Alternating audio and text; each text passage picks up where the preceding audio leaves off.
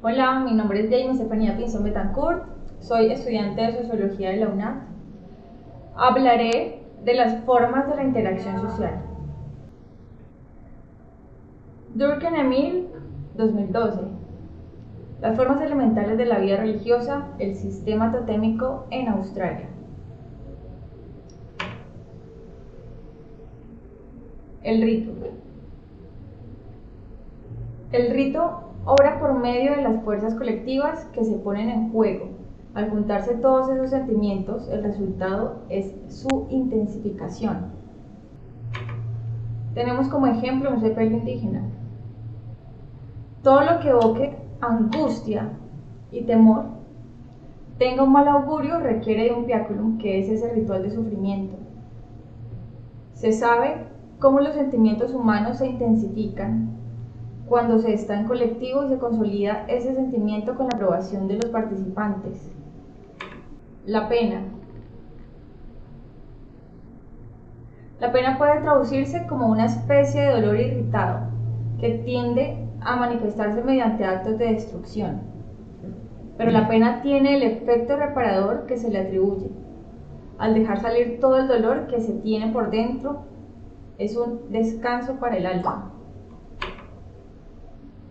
Las fuerzas religiosas son de dos tipos.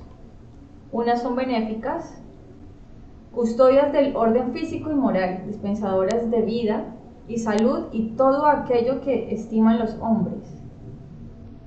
Los sacerdotes, maestros, ascetas, etc. Hay fiestas que evocan alegría y otras evocan tristeza. Aquí tenemos como ejemplo un tipo de rito religioso benéfico, que es el rezo, orar a su Dios, como lo podemos ver en la imagen, donde se encuentran en el muro de las lamentaciones, judíos rezando. Por otro lado están las fuerzas religiosas maléficas o malignas, que son figuras malignas e impuras y las que producen desórdenes, enfermedades, causan muerte, instigan sacrilegios, etc. Lo que el hombre percibe de esto es miedo que evoca el horror. Entre ellas podemos encontrar obras de brujos, magia negra, fuerzas que se desprenden de cadáveres, de sangre de menstruación, todo aquello que cause profanación de las cosas santas. Cuando la mayoría de las fuerzas religiosas adquirieron la forma de personalidades morales, se explicó la eficacia de esas prácticas, imaginando que tenían por objeto asegurar a un Dios maligno o irritado. Pero esas concepciones solo reflejan el rito y los sentimientos que éste provoca. Hay un punto de inflexión donde se aprecia un parecido entre estas dos fuerzas. Los términos impuro o santo. En algunas ocasiones no se tiene en claro si es bueno o si es malo, según su significado en alguna fuerza, como por ejemplo, el comer cerdo para algunas culturas semíticas es prohibido, pero no se sabía con exactitud si era por impureza o por santidad. Los ritos religiosos totémicos están llenos de cosas por hacer ya estipulados y la mayoría de veces inducen a la autoflagelación como expiación del dolor. Cadenas de rituales de interacción. Un ritual es una ceremonia formal que construye secuencias de acciones convencionales. El foco de atención es clave para que un ritual funcione. Cuando no se consigue acrecer sus sentimientos en una acción conjunta, el ritual se vuelve netamente formal. Un ritual de interacción tiene 4 ingredientes principales. El primero, cuando es importante que 2 personas como mínimo se encuentren en el mismo lugar, afectando así de alguna manera la presencia en ambos lados. El segundo, Hay distinción importante entre quienes hacen parte del rito y quienes no están implicados. El tercero, quienes participan adquieren un mismo enfoque y esto hace que adquieran una conciencia conjunta de su foco en común. Cuarto, comparten un mismo estado anímico o viven la misma experiencia emocional. Esa producción microsituacional de momentos de empatía recíproca crea una experiencia emocional cognitiva compartida, lo que Durkheim denomina conciencia colectiva. Tenemos un ejemplo de un equipo deportivo celebrando. Entonces es un buen ejemplo de lo que acabamos de decir.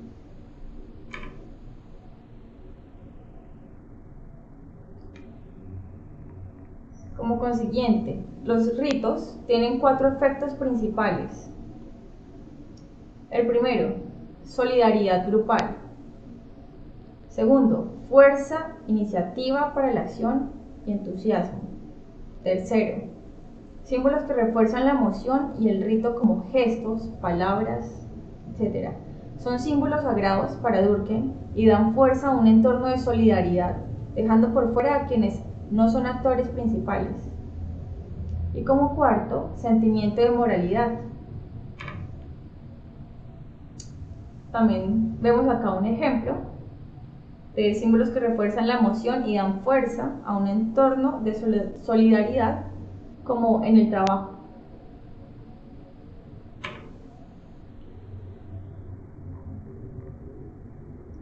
Seguimos con los ritos naturales. Están los rituales naturales, los cuales son interacciones que generan un foco de atención compartido y sintonía emocional, sin necesidad de protocolos formales, como una charla entre 2 personas. Y los ritos formales, que son los que se rigen por un aparato de procedimientos ceremoniales, que todos reconocen, como por ejemplo la pedida de mano. Los formales resultan ser más eficaces que los que surgen espontáneamente. Un fracaso en un ritual natural es semejante a un fracaso de un ritual formal, como por ejemplo la fiesta que se empantana en pequeños fragmentos de conversaciones insustanciales y no generan efervescencia colectiva. Los formales resultan ser más eficaces que los que surgen espontáneamente. Un fracaso es un ritual natural y es semejante a un fracaso de un ritual formal, como por ejemplo la fiesta que se empantana en pequeños fragmentos de conversaciones insustanciales y no genera efervescencia colectiva.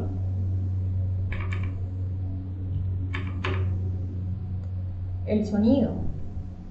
Como imprescindible, el sonido lo abarca todo en cuanto a que se consolide una emoción. En esta se destaca la participación, la cual está dividida en participación directa o indirecta. En la directa es esencial la presencia del individuo y en la segunda, como por ejemplo, sería una simple llamada telefónica. Los patrones de sonido y ritmos hacen que cobre sentido la relación de las personas en cada ritual. Palabras recurrentes, tonos, notas, etc. hacen parte fundamental del interactuar humano. Creatividad, acción y valores frente a una teoría sociológica de la contingencia.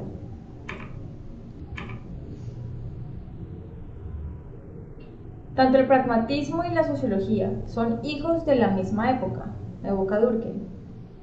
Estas buscan ayudar a entender mejor algunos problemas clave de la filosofía, mostrando que es importante resolverlos usando las ciencias sociales.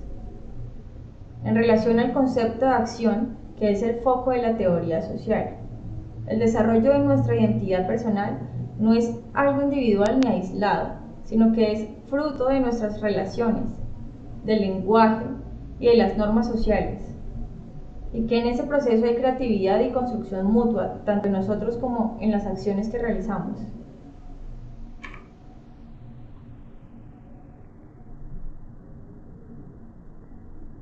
Joas se preocupa por estudiar los puntos de contacto y de diálogo entre los paradigmas, el pragmatismo y, por ejemplo, la reflexión de Emil Durkheim a partir de las lecciones que éste impartiera sobre el pragmatismo en 1913 a 1914.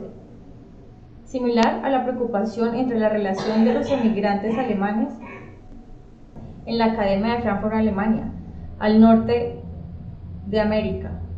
Joas estaba convencido que los pensadores alemanes estaban aprisionados en una suerte de funcionalismo marxista, constatando la incomprensión de la filosofía y pensamientos que los alemanes mostraron frente al pragmatismo.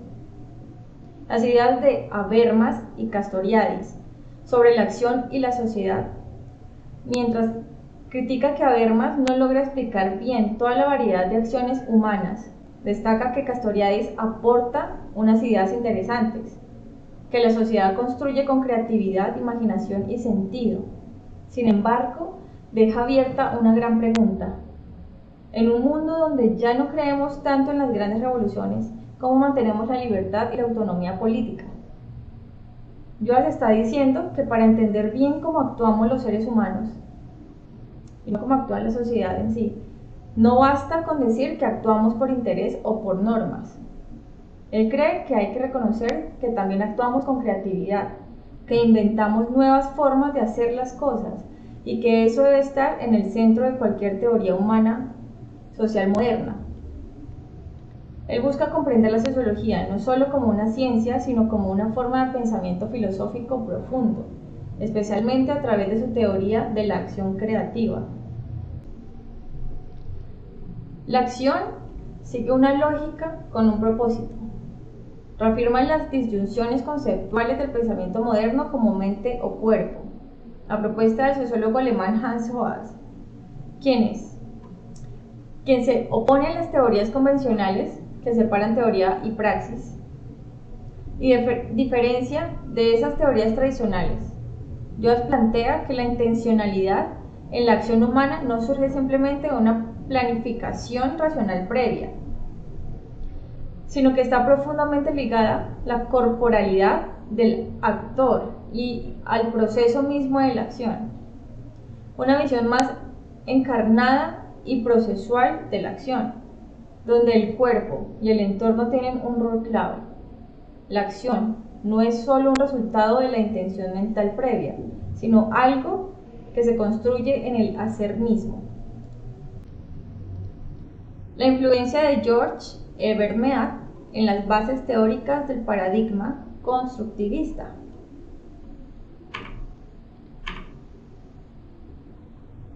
Mead influyó en teorías como el interaccionismo simbólico, proponiendo que la realidad social es simbólica y construida a través de la interacción.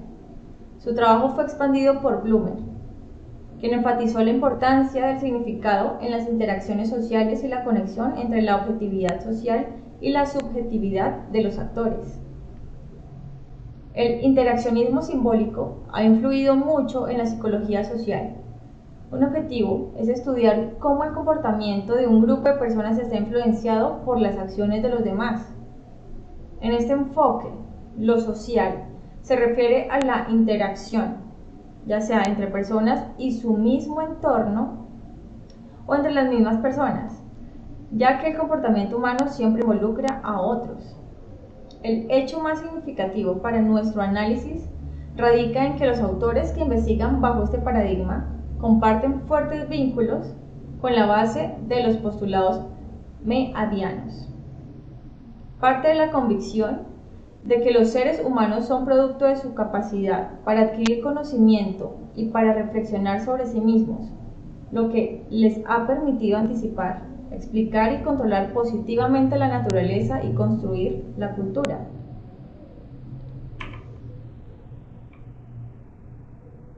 Tenemos un ejemplo de lo dicho anteriormente: saludar con la mano.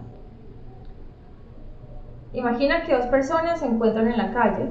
Una de ellas levanta la mano y la mueve ligeramente de un lado a otro, lo que en muchas culturas es un saludo. La otra persona, al ver este gesto, interpreta su significado. Entiende que es un saludo amistoso. y responde de la misma manera levantando su mano y sonriendo. El gesto, levantar la mano, no tiene significado por sí mismo, cobra sentido porque ambos comparten el mismo entendimiento social de lo que quiere decir. A través de este acto simbólico se construye la interacción social. Ambos reconocen al otro como alguien amigable y se establece una pequeña conexión. Para Mead, la mente y el yo se forman gracias a este tipo de interacciones simbólicas. En las teorías del construccionismo y el constructivismo, ambas corrientes comparten un mismo paradigma teórico, que abarca diversas propuestas para explicar la construcción social y la mente. Este enfoque se aplica en áreas como la epistemología, psicología del aprendizaje y desarrollo. Lo más central para nuestro análisis es que los autores que investigan bajo este paradigma se basan en los postulados meadianos, considerando que los seres humanos son producto de su capacidad para adquirir conocimientos, reflexionar sobre sí mismos, anticipar y controlar la naturaleza y construir cultura. En recientes intereses por Mead, por parte de la psicología, parece derivarse más del progresivo desarrollo del constructivismo en la disciplina y del redescubrimiento de Mead en sus bases teóricas, que en su aportación original en el surgimiento de la psicología social. La obra de Mead no ha sido tan reconocida porque, por un lado, es difícil acceder a su trabajo y por otro, la psicología social tiene un lugar especial en las ciencias sociales. Además, Mead nunca publicó un libro en vida. Esta fue una pequeña exposición sobre la explicación de las formas de interacción social. Muchas gracias por su tiempo.